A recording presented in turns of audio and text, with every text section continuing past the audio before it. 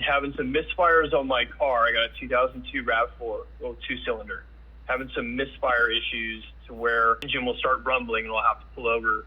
And after about 30 minutes, I can drive again. I can drive for about 2 hours during the day. And after about 2 hours, something happens where the misfire gets triggered. Let me walk you through what I've already taken care of and seen. And so there is a crack in my main air intake hose right now. There's a crack, but there's two. I've taped them up pretty well. I'm getting a lean bank coat. And so one of the mechanics I talked to on here said that you just need to go replace that. I haven't done that because I did also find out my cylinder 1 coil was bad. I ran a test. I basically unplugged them all one by one, and I was getting a code for cylinder 1 being busted. So I did swap it out, and because I was having a misfire about a week ago, and when I bought that new coil and threw it in, problem was solved. All the codes cleared. My car has been driving fine for about a week, but here we are today. It's hot. It just came back. I'm now getting 2 codes I haven't gotten before.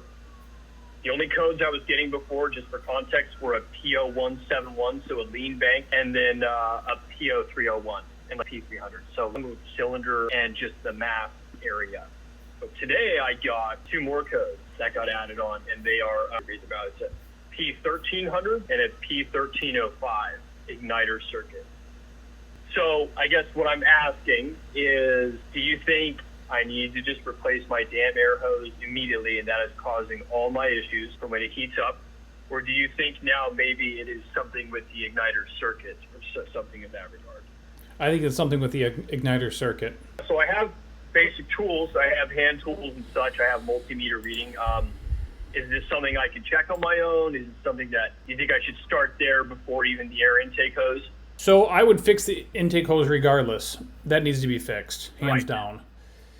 The other codes that you're getting, these are ignition-related codes. And according to my information here, this is very common, and the confirmed fix is to replace all the ignition coils. This is very common. So you could do that. I'm also seeing here that you could also have a bad crank sensor, or it could be the wiring to the ignition coils. But I wouldn't get that technical until because you can easily replace the rest of the ignition coils. Just before, I'd like to hear what you keep saying. I will say this all started because I had oil pooling, I believe. So I replaced the valve cover gasket about a month ago, cleaned out all the oil.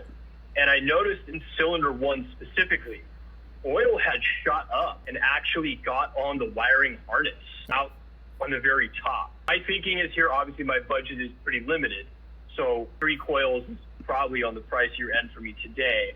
System of analysis wise, do you think maybe it could just be really bad wiring I have? Can I take some photos? Or you don't need to take photos, but to answer your question. So it's possible that the oil shot up and basically ruined my wiring harness. That's possible. And then just to fix that, would I need to basically get a whole new wiring harness from a junk RAV4? You could do that. You could clean it off with some brake cleaner or carb cleaner and see it dry, of course, before you start it. And then... You know what? I have MAP sensor cleaner. Could I use that? I've never used that to clean stuff.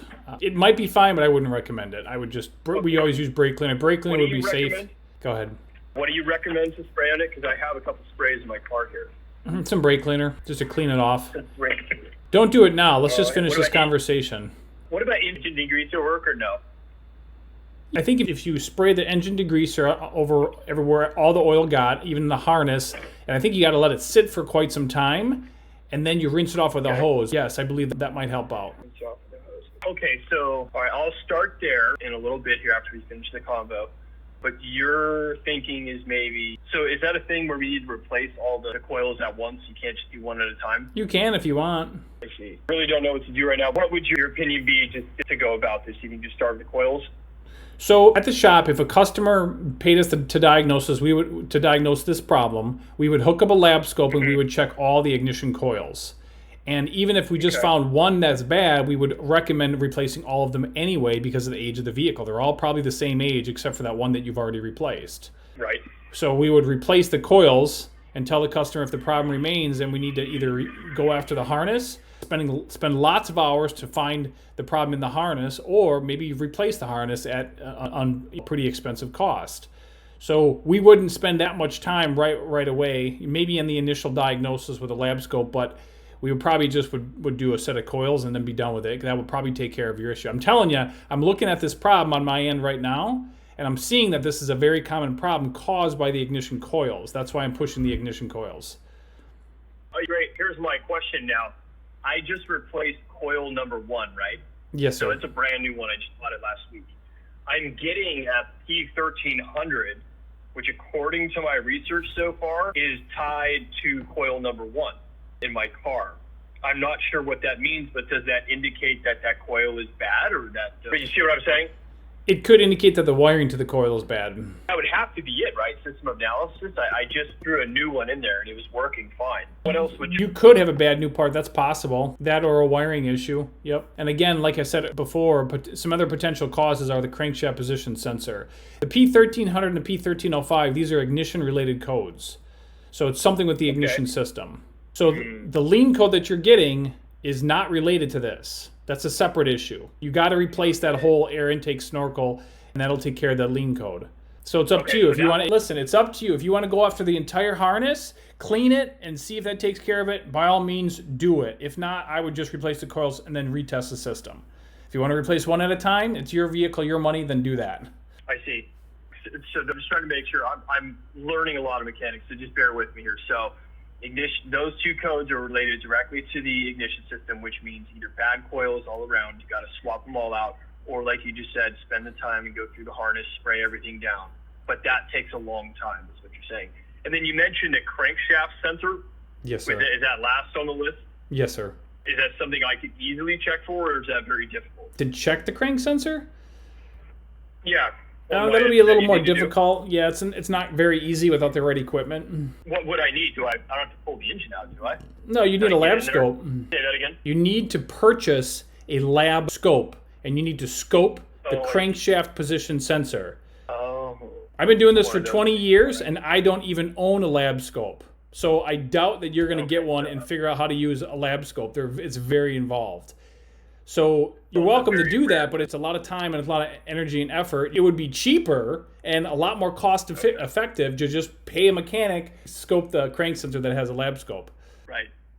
No, I think I'll start with the coils. There you go. Let me ask you this. I'll start with the coils. I have a brand new one in cylinder 1. The other reading was for P1305, which indicates coil number 2 is essentially being weird. If I get one today, I'll throw one in coil number 2. But my question is, I do have a multimeter. Do you know how I could check the coils on my own? I guess, is it possible to do that with a multimeter? So you can't actually check the ignition coils with a voltmeter. It doesn't work that way. So you can check to see if the coils are receiving correct voltage to the ignition coils with the key on. Right.